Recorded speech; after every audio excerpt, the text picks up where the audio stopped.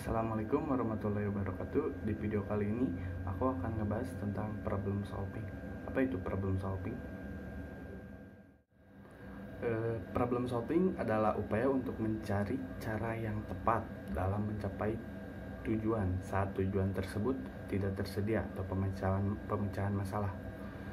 Digunakan ketika seseorang ingin mencapai tujuan tertentu atau goals, tetapi tujuan atau solusinya itu tidak dapat diraih dengan secara mudah, dan ada hambatan yang menghalangi untuk mencapai suatu tujuan tertentu. Ada beberapa topik yang terkait dengan memahami masalah. Yang pertama, pentingnya memberikan perhatian atau memusatkan atensi terhadap info penting. Yang kedua, ada metode untuk mempresentasikan masalah. Yang ketiga, letak kognisi, perspektif yang menekankan peran konteks dalam memahami suatu masalah, pentingnya suatu tema. Yang pertama ada paying attention to important information atau memusatkan atensi terhadap info penting.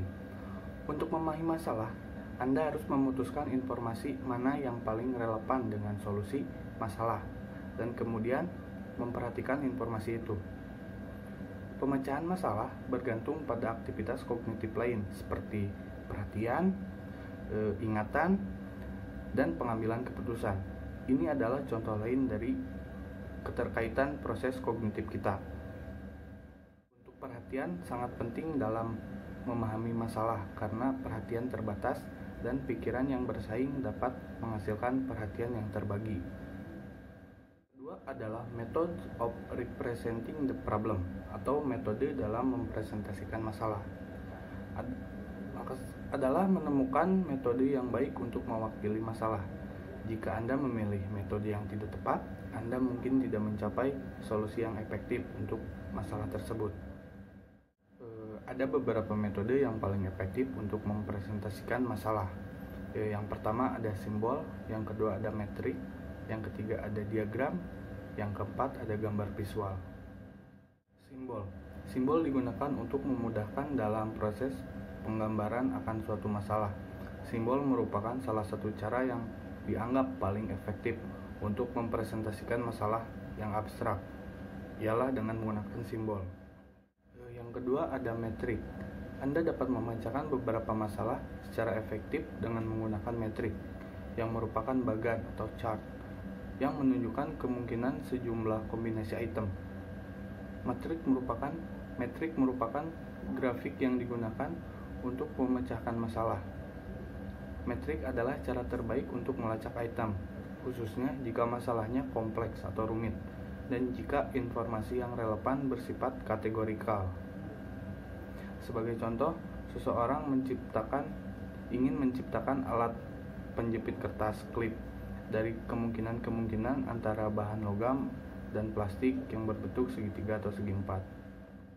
Ketiga ada diagram. Kita tahu bahwa diagram sangat membantu kita ingin merakit suatu objek.